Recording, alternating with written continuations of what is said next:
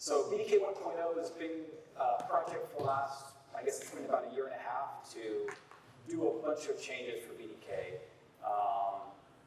Just sort of some highlights of the things that have been changed is there's a new BDK chain module. So basically all the logic for tracking the Bitcoin blockchain and the transactions related to blockchain have been moved into this chain module.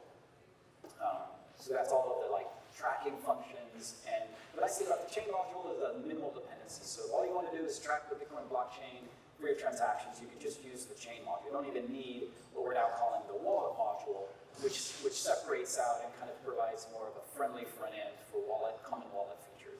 So then, like I said, we moved what used to be called BDK into BDK Wallet, which is built on top of this BDK chain logic. And BDK Wallet has these higher level functions. So this is more like, I just want to get my balance. I want to sync it up with a blockchain source like Electrum. I want to create a transaction. I want to do an RBF, something like that. That's all now in the BDK Wallet crate. And then you can go ahead and, the nice thing about having this chain module separate is you can now do, say you want to do something like coin mixing or some sort of other application that needs on-chain functionality, but you don't want to do a traditional single user wallet or single descriptor wallet. Now you can just build whatever you need on this BDK wallet crate. In splitting this up, we also provide better support now for no-stood. So this means if you're not running on a typical operating system with the standard library, that's much easier to do now. It's always been possible even in the old pre-1.0 world, but now it's just much easier. And then a big change that happened is we're using the latest version of Rust Bitcoin and Rust miniscript. So those dependencies are common in other Rust-based Bitcoin projects. So LDK, for example, they have also upgraded to the same version of Rust Bitcoin, or they are in the process, I don't know, maybe they've finished it by now, of upgrading to the same version of Rust Bitcoin. And, the PayJoin, DevKit, and Cashew, all that stuff, we're all kind of, we had a little meeting this summer, and we're all sort of consolidated on this version of Rust Bitcoin until Rust Bitcoin can get to their 1.0. So that's where this 032 and 12. So that's like a big change for users. That's convenient. So in this breakup, in this kind of breaking up of the library, we also provide better support now for chain data sources. We decoupled both the syncing and the storage out of that wallet. It used to be all in the wallet library, all in this BDK library. Now they're separated out. And what that means is now you can have either a blocking or an asynchronous version of these things. You can have an asynchronous data store, just a blocking store. You can have an asynchronous Electrum client, or actually Electrum, by example, say Esplora. You can have an asynchronous Esplora client or a blocking one, if you want to. Yes? The new change? With the new BDK 1.0 stuff. Yeah, that's what we have, this kind of separation now.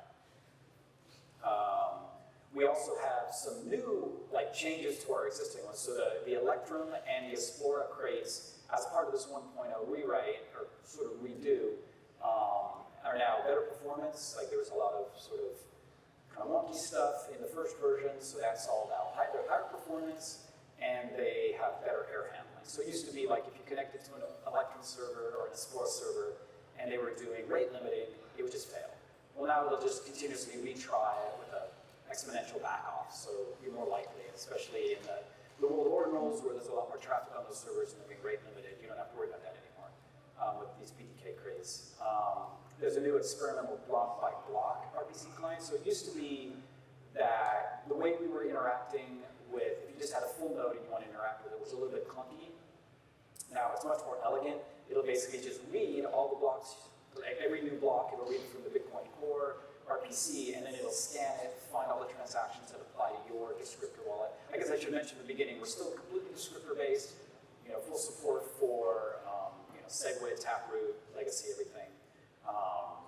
But yeah, so now with RPC, it's more elegant. You can, if you're doing a large server-based thing, you might have a lot of transactions you're scanning for, so now you just scan it every new block. It's pretty efficient. And then there's also, this is very exciting, there's a brand new experimental compact block filter client called Kyoto, and on Saturday, Station Rob, wherever you are, Station Rob back there is going to be doing a talk on Saturday about filters. So this is a neutrino protocol you maybe heard of Paul. So that's a new feature of BDK. So go check out his talk on Kyoto for compact block filters. So that's another new feature that's been added in BDK 1.0. And then in terms of data store, like I said, we've got the synchronous and asynchronous support now. There's a Postgres. This is brand new too. So there's we have a blocking SQLite, which is what we had before. So we kept that as a feature, but now we also have the option of asynchronous database with SQLX. So if you're running more of a server-based application, that's now an option. You can either have an asynchronous SQLite or an asynchronous Postgres. Usually the blocking SQLite is what's used on mobile. So it opens up to more kinds of server-based apps. And then we also have, just mainly for testing right now, flat file-based data store, if you wanted something really, really minimal. Okay, so the purpose of this workshop is just to kind of demonstrate how to build a simple wallet using the BDK wallet 1.0. I should probably mention too that the 1.0 is currently just in beta, but beta meaning like ready for testing, ready to start, building stuff on. The things that we primarily have left to do before we say it's no longer beta is we want to beef up the documentation, we want to finish doing a lot more manual testing. So that's why anybody who wants to start a project or has a project, now is a really good time to start upgrading to 1.0 because we're looking for feedback, looking for people that like are hands-on using it before we call it final. Yeah, so basically what we're going to build today is a simple 1.0 based wallet using the axum web framework. So if anybody's used Axum, it's a great framework in Rust for building servers, web servers, and then we're going to use the Esplora client. So this is all going to be running on the Uninet, so we get their FOSS, which is really reliable. So as I mentioned before, if you're going to follow along, go ahead and install Git and your favorite editor in Rust, all that, and then go ahead and clone the repo, and then you can run this project by just doing cargo run. And if you wanted to change and use a different database file, you can just set an environment variable, just set the wallet database URL. So I'll just show you what that looks like right now. Go down here, it's a little bigger. So I've got it here, cargo, Git.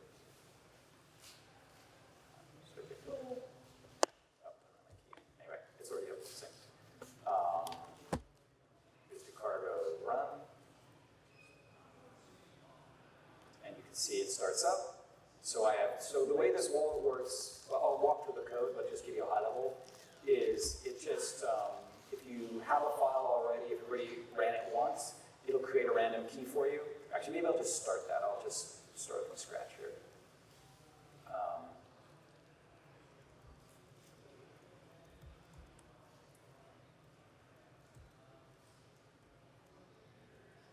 This is the default file.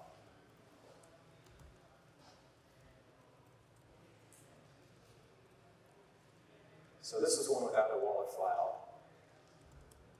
Oh, yeah, so it gave me a new mnemonic, and then it gave me some new descriptors. So what I'm using just as a default here is a taproot descriptor, a single key taproot descriptor. So that's what we're going to have. And then if I click on this link, I'm going to get my little website, and you can see it's a brand new descriptor, so there's no sats in it. I have a receive address. I can get sats. There's no transactions, and I can send sats, but I have nothing to send. So if you wanted to just get some right away, say get, put in the key here, the address. If I go back here, every time I refresh the screen, it does another wallet sync. So, I guess I hit it twice, or somebody else must have done it. I don't know. Maybe I hit it twice. So I have two transactions here. Oh, this might be a bug.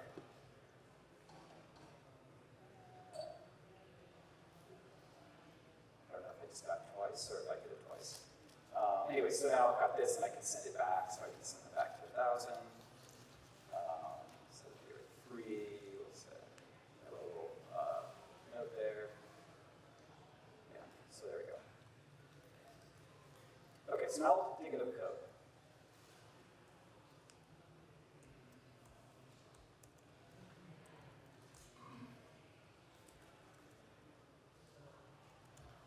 so we're going to do a walkthrough. First, we're going to start out, if you're going to build a BDK wallet, and this applies, everything I'm going to talk about here applies whether you're building, most of what I talk about here will apply whether you're building a server-based wallet or you're building a mobile wallet. So a lot of the original BDK stuff was focused around making mobile wallets because Rust is great for mobile wallets. But we've also had some users, like the t-shirt I'm wearing right now, Watch, who's building a server-based app. They're building a multi-custodian-based wallet using BDK. So I thought it'd be interesting to show what that would look like. But the steps that I'm going to go through apply with any kind of wallet you're making. So we'll start with the dependencies that you're going to need. And I'm just going to focus on the ones you need on the BDK side. So you need, I'll just do this kind of out of order, but so you need this BDK wallet crate. The current latest version is beta 5. And we've been, like every couple of weeks, we put out a new beta with any new bug fixes. But the API should be pretty stable now. I don't expect you to see any API changes from this point on, which is why it's a good time to take a look at it now. And then, so that's going to be your basic wallet logic. And then SQLite. So this is another crate that a guy from the Watch team built, in cooperation with the rest of the team. And it's got, so SQLite is a kind of general purpose storage library. So this BDK SQLite combines the SQLite storage with a BDK wallet tray for storage. And then the BDK Esplora is the other crate you need, which is, we have multiple different modules for connecting to different kind of backend stores. So you've got Esplora, there's a BDK Esplora, BDK Electrum. Those are the two more popular ones. There's also a BDK Bitcoin D RPC one, so if you want to connect directly to a local node. And then there's the experimental Kyoto one, and those are the big ones. And there will be others in the future, but those are the big ones right now. The rest of this stuff is basic axum pieces that you need for axum, and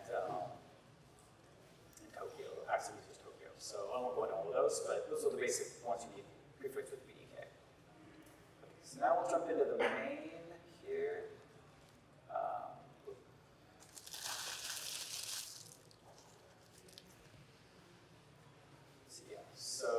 So we'll start with the main here, which is how you create, like the steps to actually create and run the wallet. So we have a little tracing set up, that's not as important. So first you just create this Electrum client. So this Electrum client could be used, doesn't have to be used with BDK, this is just Rust packet, a Rust crate that just talks to the Electrum protocol. And then, where did I get that right? BDK, right. Actually, I think that is the,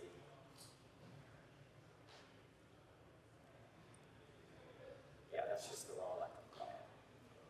So first thing, so we create that client, and then we're also going to create, in the way I set this up, we have two databases. So I guess I should mention that the BDK wallet itself can be built with or without keys. So you can build a completely working wallet that's essentially watch only. It has no keys, it has no private keys, it just has the public keys.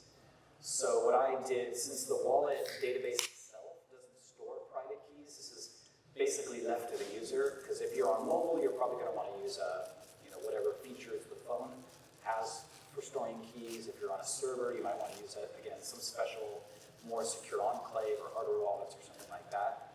So the wallet itself doesn't persist keys, it just stores the private keys, it just stores the public keys. So in this case, I just made a database that I stick the private keys into, and then another database that I use for all the wallet data. And the wallet data would be the descriptors, the last index of the address you used, any transactions that are apply to your descriptors, some block header information. Okay, so I made those databases. This is a SQLite thing. I make a connection pool, and then I create this key store. I'm not going to go into the key store stuff because, again, that's usually up to the application developer. This is how I make the key. This is part of BDK, this key logic stuff. We export it from other crates. So you can just basically create a mnemonic. So we create here in this key store, I created just a mnemonic key,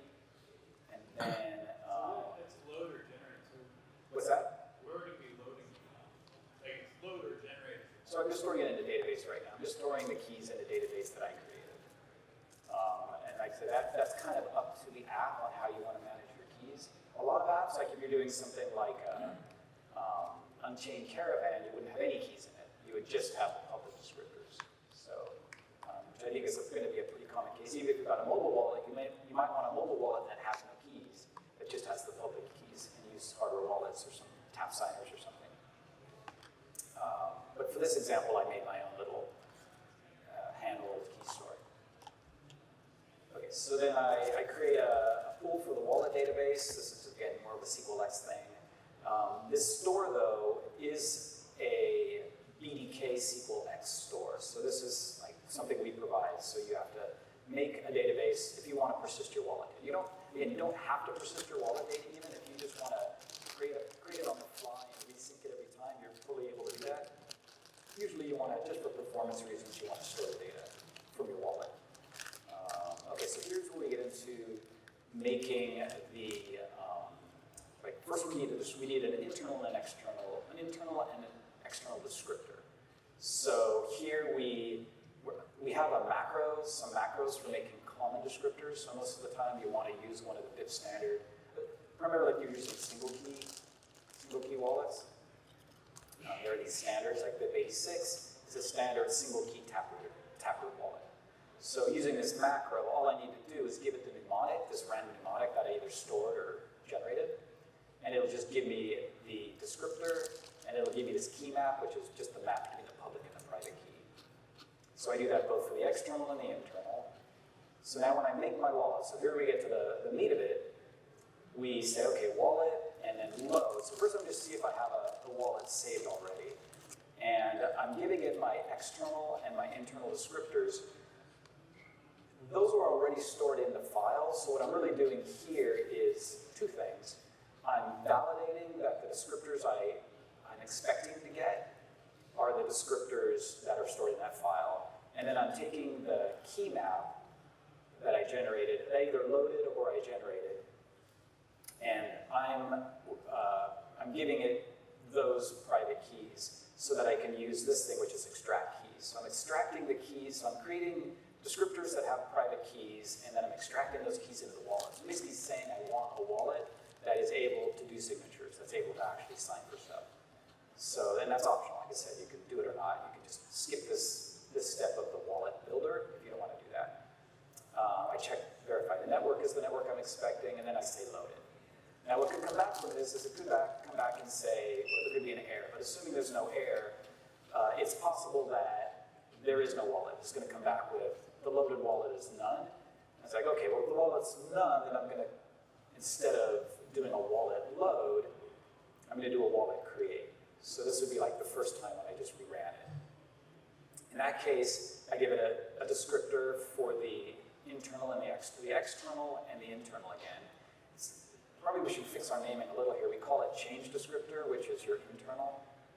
And again, we give it the keys, we give it the network, and then we also give it the data, the store that we want to use, so the database that we created up above for the wallet data.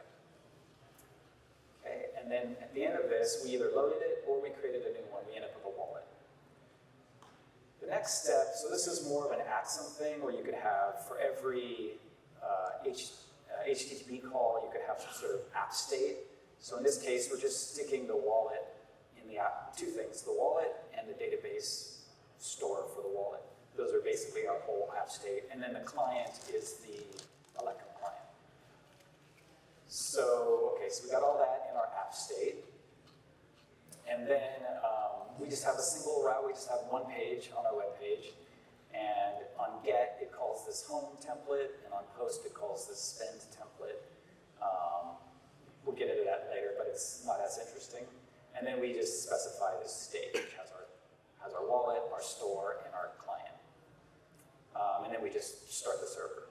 So what I'll dig into now is most of the interesting stuff is in this home template. So this is what happens when you just bring up this home page. So if we go back to, this is the home template. It's just got all this stuff in it. So, so here I'm going to show you where it gets the data that we're going to display in that web page. So the first thing I'm doing is I'm just syncing the wallet every time. And I'll dig into a little bit of what syncing means for BDK. So syncing would be at least with something like an Electrum or an Esplora protocol. The wallet knows all of the addresses you've given to the users. So it's keeping track of that index in your descriptor. So when it's syncing, it's just saying, okay, so I've given out like 1 through 20, go get the histories for 1 through 20, get that data back. The wallet's going to see if anything is new. If it is, it's going to update the wallet view of the transaction graph and whatever the tip of the blockchain is. So, so that's what a sync does. So I get this, what I get back here, so I make but to get that information, like to know what it is I need to sync, I need to ask the wallet. So that's our first step here, is I say, okay, so I get the wallet. I have to do some kind of unlocking for threading, multi-threading. And then I say, okay, start a sync, give me the sync request for all of the revealed script hub keys my wallet's revealed. And keep in mind, this could be a multi-sig wallet, it could be a single sig wallet, whatever you want. You're still going to ultimately be tracking some script hub keys.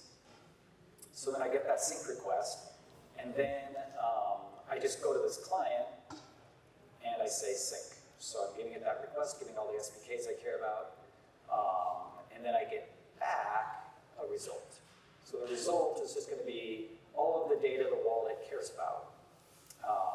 This is where it gets a bit different than the way BDK worked before. Is in BDK, it was all sort of wrapped into one call on the wallet.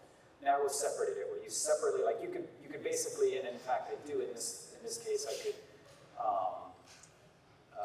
asynchronously sync. So this sync result basically isn't going to tie up the wallet until it's done. I mean, you're going to get the request, it's going to unlock the wallet at that point. Then when I actually do my sync, which was here, I told it like number of parallel requests, this will kind of asynchronously go off and sync and block access to the wallet. Okay, so now I got my sync result back, and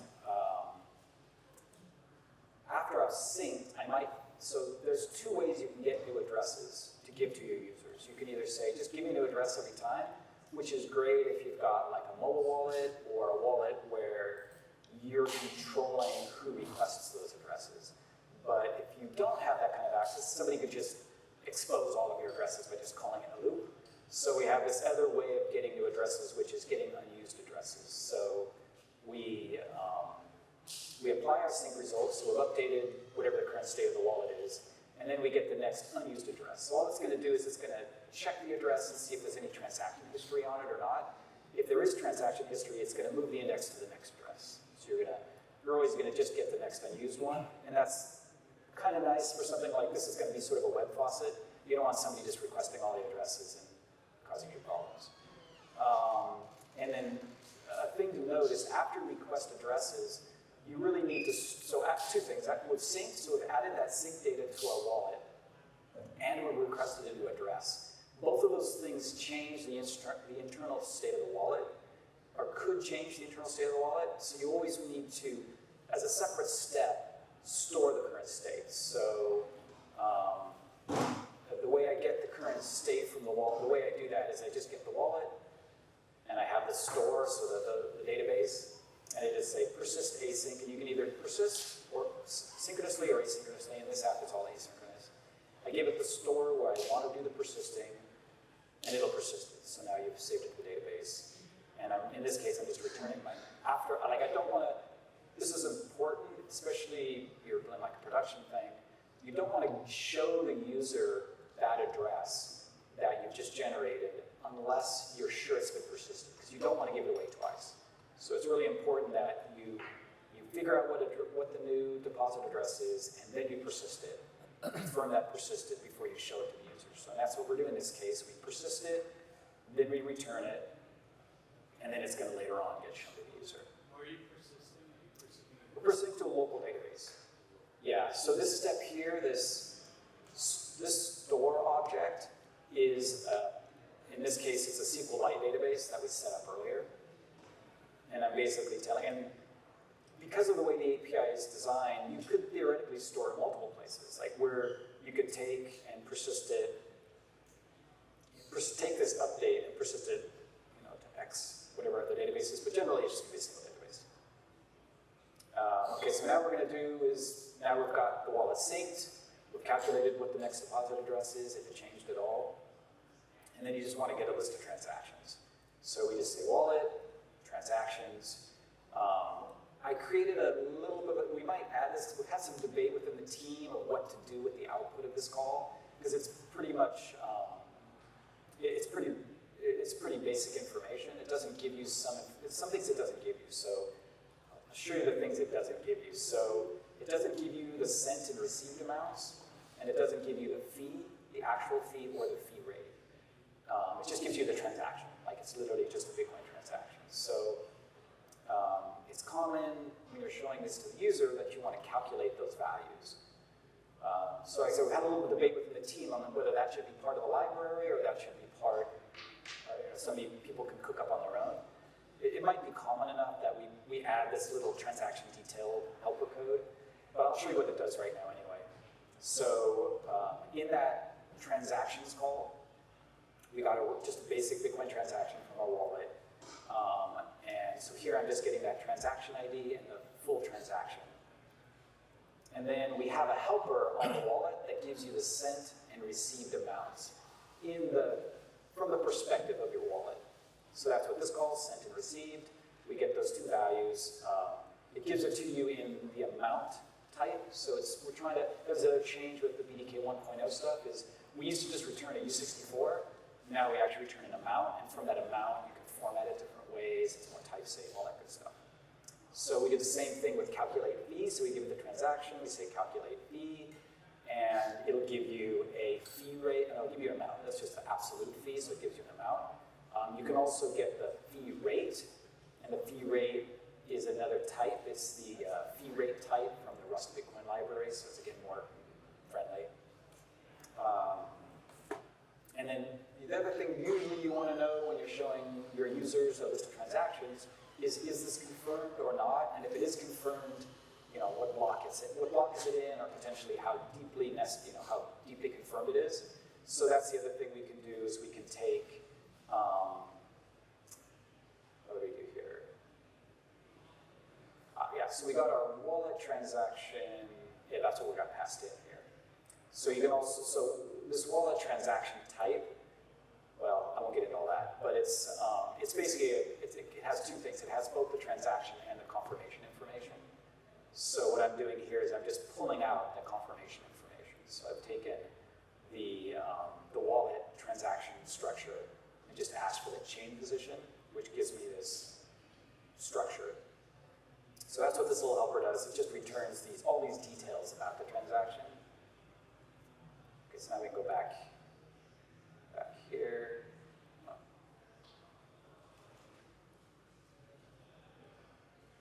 Okay, so we got so basically what I've done is I've mapped these raw wallet transactions, which just have the transaction and the confirmation information, and it maps it into this more detailed structure, more of the details. And then I'm sorting it, so I just sort it right now by chain position. You can sort by whatever you want, you can sort by amount, but I'm sorting it by chain position.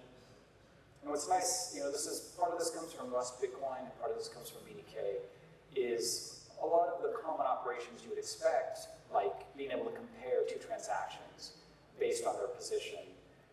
Those comparator functions are already implemented for you. So you can just say, I want to just compare two transactions based on their chain position, and you're going to get a reasonable sort.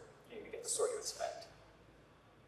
Okay, so now we have this transaction list, we've sorted it, and now what we return to our little web page template here is the next unused address, the current balance, and the transaction list. So if we just go back here again, so you can see, so this is what you get in a balance, like the balance type, when you ask the wallet for the balance. It gives you a few interesting things. It doesn't just tell you what your confirmed balance is, it also says it's got this concept of a trusted pending.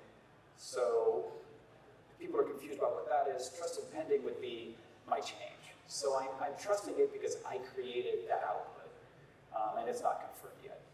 Untrusted pending would be some random person, like the faucet. I see an unconfirmed transaction And then immature, most cases won't happen, but this would be if you're for some reason you got a Coinbase transaction and it's not 100 blocks old, you're gonna get some immature balance in your wallet. So it's probably the most. What happened there? Oh, I hit Control-C. Shoot.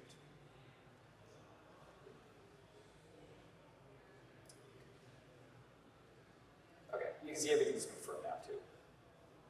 Okay, so that's the balance structure I just mentioned. That receive address that I calculated, that's there. And if I refresh it, you can see, even though it's doing the sync every time, it's not changing my receive address because I'm just using the last unused.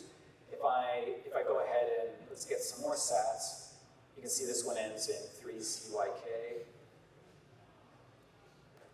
So there's my 3CYK. Let's go 100,000. You can see it updated it there because it did a sync, figured out it's been used, gave me a new one. You've got our trusted untrusted pending because it came from the faucet. Okay, now we look at all these details we talked about coming from the transaction details. We have the transaction ID, the sent and received, the fee, the absolute fee, and the fee rate. It's usually, it's kind of convenient to be able to show that. And then I'm not showing how deeply confirmed it is, I'm just showing that it is confirmed and what block it was confirmed in. And like this one that's unconfirmed, it's probably confirmed by now because it's Unionet and it confirms really fast, but let's just take a look here. My wallet. Maybe internet's not so fast. Oh, there it is. Okay, so it's confirmed. But, so I think again, there it is. Okay, so that's all the display stuff I was mentioning. So if I go back to the wallet, right, so this is the end of that template. Something I didn't show you, and I'm not going to get super into like the web templating stuff. I'm using a framework for doing that for me, but I'll just show it real quick here. This home page. It's kind of cool. If you haven't looked at Mod, it's a really cool way of building HTML templates in Rust. And what's nice is you can have Rust inline in the template. It's all checked for you in the macro. But what I wanted to show you here is when I want to send some Bitcoin, it's going to call this post action with the where is it? Yeah, it's just basically the address, the amount, the fee rate, and then a op return note in it. So if I go back here again.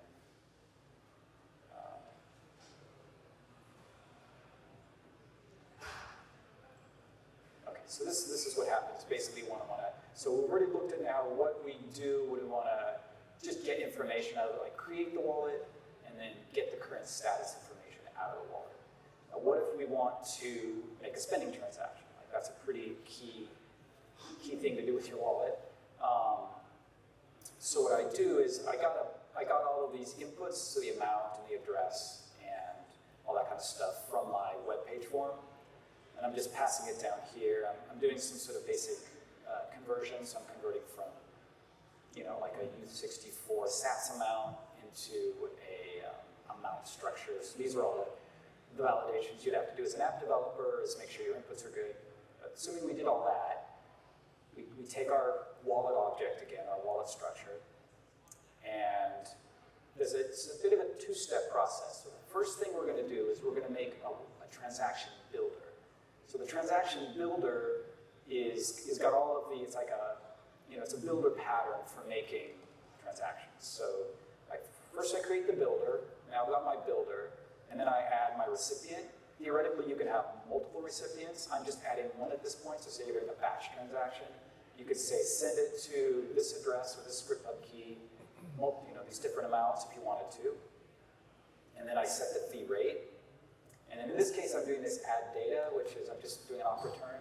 This is fun, and it's easy to do.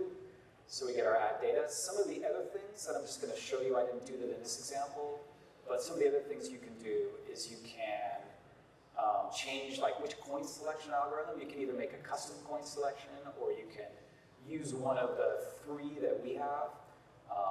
The default one is branch and bound with a fallback to single random draw, similar to what Core does. I think theirs is probably more advanced than ours, but we have a pretty good version of it.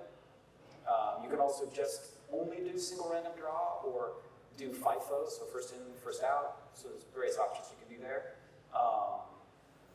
Let's see. We don't allow dust UTXOs, but maybe you're going to send it to somebody who's going to bump it for you, so you can say allow dust.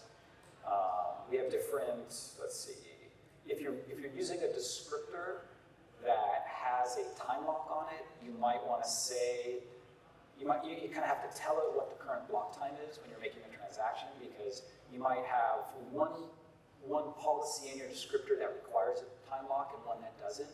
So you need to know what the time lock is to make sure that's a valid path to choose. This is probably the more likely stuff people would use, is you might want to manually select your UTXOs. So if you're doing like one of these wallets where you just want to pick the UTXOs, like Sparrow gives you that option. What are some other things? Those are the more common things that you might want to do. But we're just doing the simple one right now. And then once we've built our transaction, what the wallet gives us back is PSBT, because we're kind of all about making everything we do in terms of being able to have a public key wallet or a private key wallet. You can easily, if you're always giving out a PSBT, it doesn't matter which. So in this case, we create this PSBT, and even at this step, it's not signed. It's just an unsigned PSBT. So we finish it, we get that PSBT, and then before we can spend it, we have to finalize it. We have to sign it and finalize it. If you were doing a multi-sig descriptor, you would do this a little bit differently. You would probably sign it, and then it would not be finalized because you haven't given it all the signatures. So you would have multiple wallets, and then whoever the last signer was would get yes that it's finalized. And you can go ahead and publish it. But in this case, we don't have one, so we signed it. We're going to get that it is finalized. So we just check, is it finalized? If it isn't finalized, in our case, we got an error. But if it is finalized, we can go ahead and, again, not using the wallet at all. So this is like the wallet is, somebody else can be using the wallet. We take our finalized PSBT, we extract the fully signed transaction, and then we broadcast it. So we take our Esplora client, broadcast. Wait for that to finish. And then we store like the current state. Like we store that, right. So the reason we have to store is maybe not super obvious. So we're not storing that transaction that we just broadcast. This came up recently with one of our users. We don't put that broadcast transaction back in the wallet until you do a sync, because you might create a bunch of transactions and never broadcast them, which means they don't count against your balance until they've been broadcast out of the block, the mempools of the network. So all we're storing here is, when you do make a transaction, you do get a change address, and you want to keep track of the index of that change address so that you don't reuse it. You don't want to reuse addresses. So after you've made any new transaction that might have change, you should always store the new state of the wallet. And then in this case, we just redirect back to our home page, which does the sync and does the rest of it.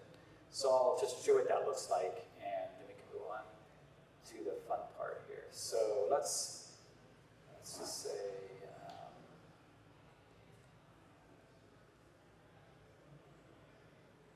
and we'll do it 7.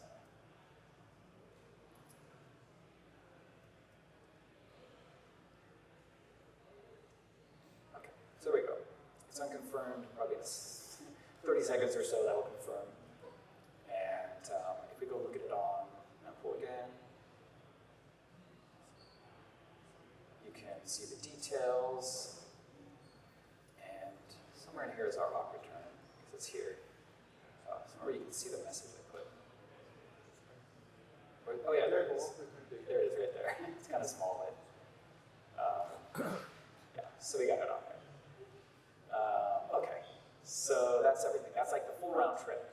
So for this workshop, I kind of used most of my time to talk, but I'm just going to put it out there as a challenge to the audience. If you guys want to play with this, it's a good way to learn about how to use the library is to use it, make a little toy project out of it.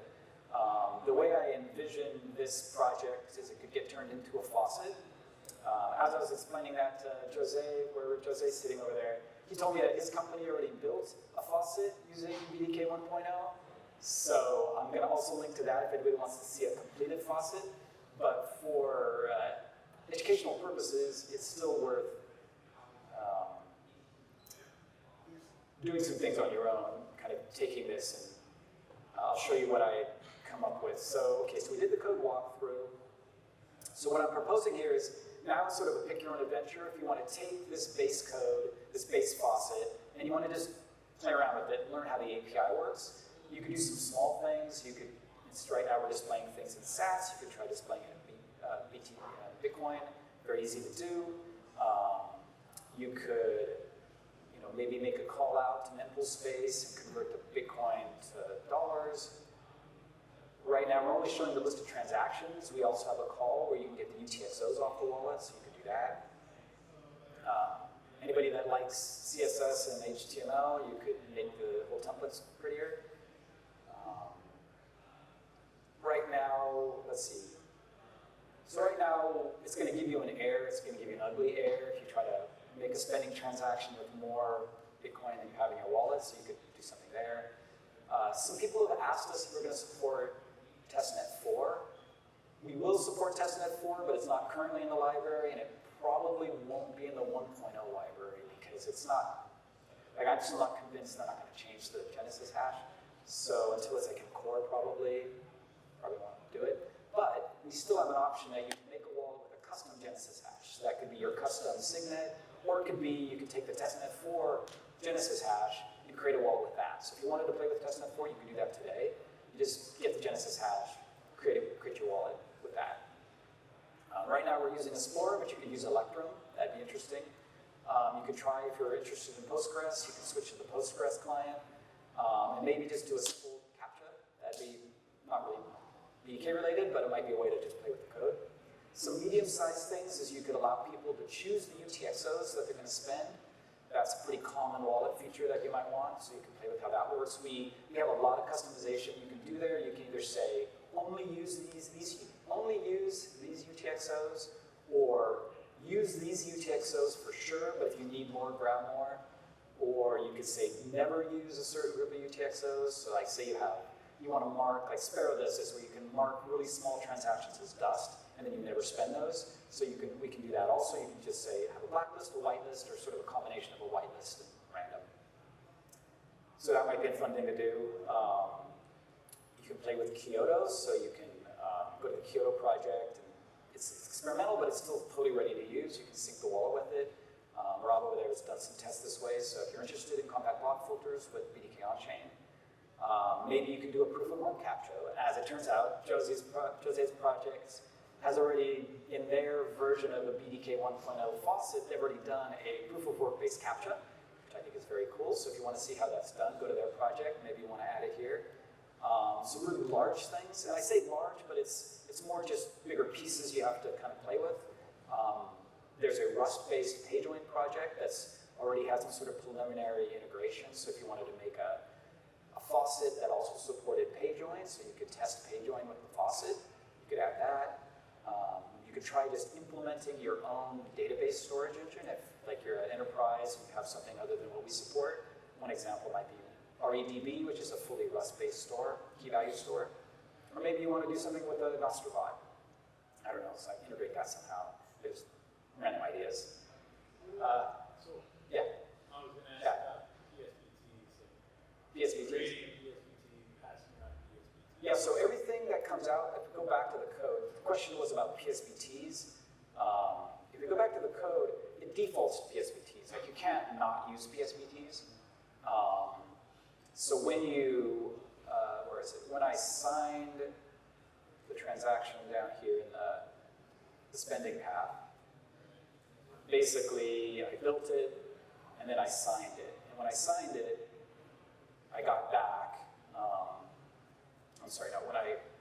when I finished the builder, it gave me back a PSBT.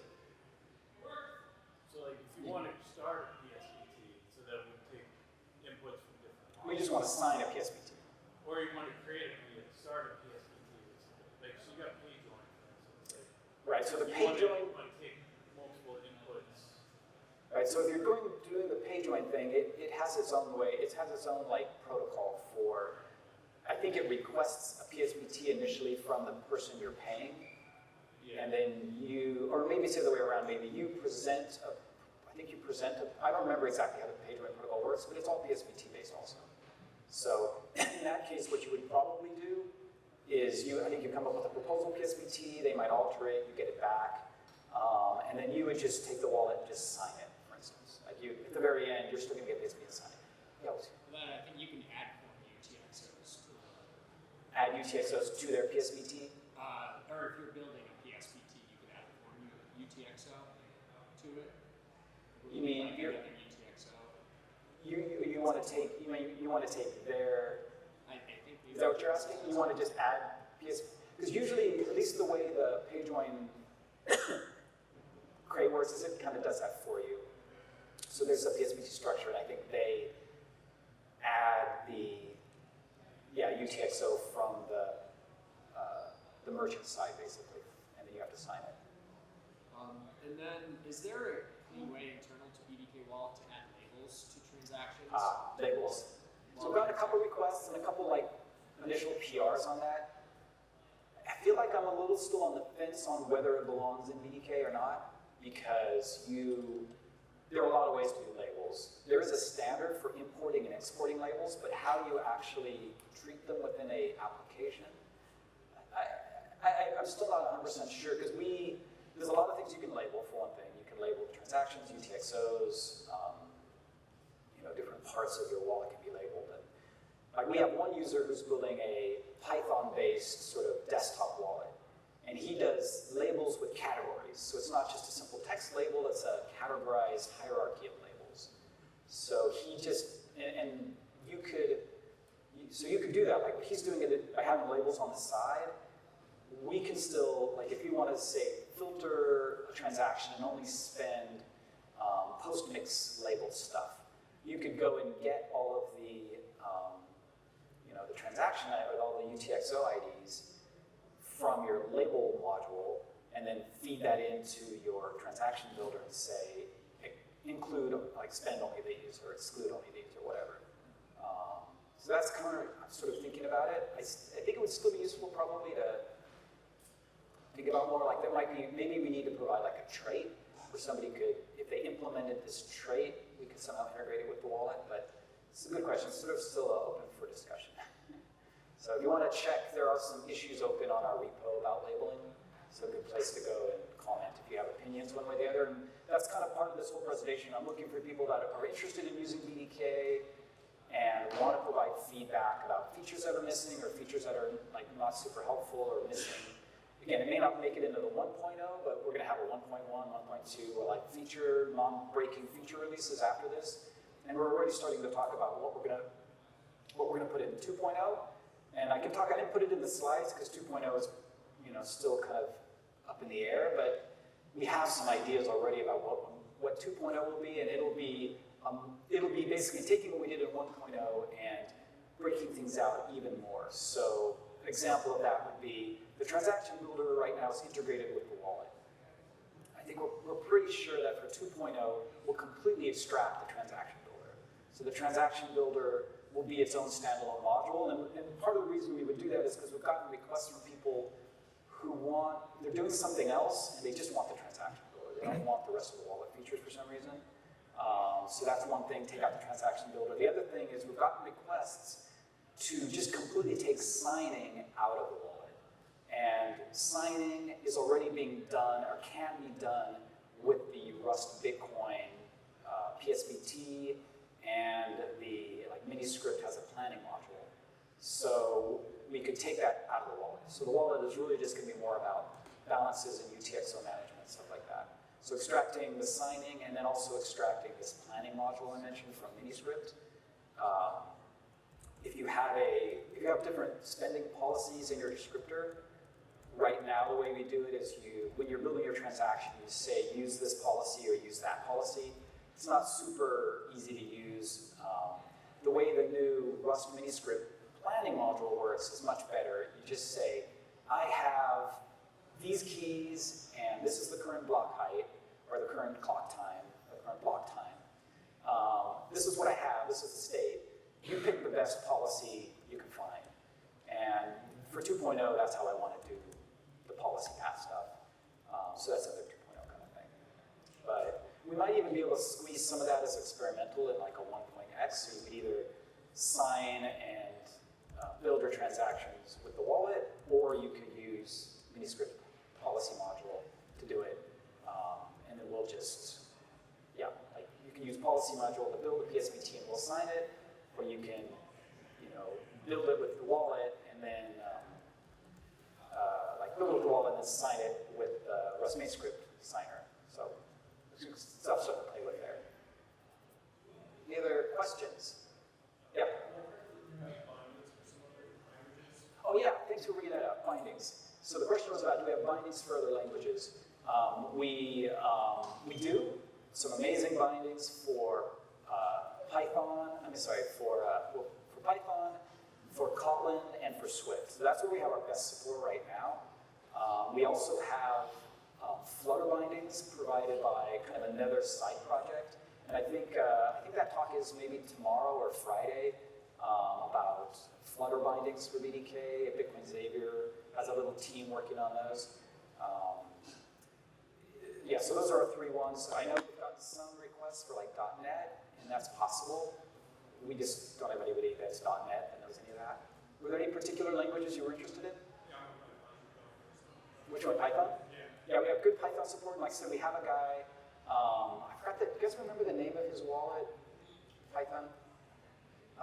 There's a guy making a wallet all in Python desktop, and it looks fantastic. If you ping me on Discord later, I can send you the link to the project if you want to take a look at it. It's open source and everything. I'll just, before we wrap up here, I'm going to just, at the end of this, I have a bunch of links. So the link to our homepage, the repo to the project, the API docs for the project, our Discord channel. All of the devs on the project are available on Discord if you want to chat with us there. Our Nostr page, we usually just use Nostr to announce new releases. So like I said, about every 2 weeks, we announce those on Nostr. And then the BDK FFI project is where you'll find the language bindings. For at least these 3 languages, we publish packages. So on Kotlin, it's on what's it called, Maven Central. On Swift, it's a normal Swift package, which honestly took a lot of work to get working right, as Matthew over there can attest. He works on the Swift side. And then the Python, we do it on, thanks. We have I forgot the name, is it PyPy or something like that? There's a name of a place where you can put Python packages, and we publish there. So it's ready to just run. And then we have this is exciting for 1.0, we have a work in progress book of BDK, we're calling it, which is going to be just a tutorial, like for anybody who's interested in this project, but not necessarily a Rust dev that just wants to help with documentation, or maybe just has a little Rust knowledge. It's going to be just a tutorial, all the things I just talked about today, but more in a book tutorial format for people getting started. And we'll probably later on have a more architectural section too, but to start out with, it's just going to be for new people. And I'll just show you what that looks like, because it's in development, so it's kind of rapidly changing, but so we'll have like a quick getting started. And if you look at the getting started page, oops, oh, sorry. That's a problem. We have to fix that. Maybe some of this is just in PRs. I don't have it here. Build a wallet. Okay. I'm thinking this, we're trying to make examples in all the languages so people that are not necessarily Rust devs can also get started quickly. That's just not merged yet, so it's not. Which one? Oh, cookbook, that's where it is. Gotcha. Thank you. Yeah, so here's an example where you've got, okay, getting started in Rust. Is this different? Yeah, that'll just change recently. Okay, I guess this is in Rust. But this is a Rust example, like how to add it to a project in Rust. We'll do the same thing for Swift and Kotlin, and eventually we'll get Python on there. Like how to add your dependencies, and then we're going to have running code. So this is a project that actually, in the doc book, it'll make sure the code always compiles, and you can just copy and paste it out of here too. Yeah, talk about how, if you're not familiar with descriptors, sort of how those work. Any other questions? No? All right, thank you all for coming. Please build some of the BDK.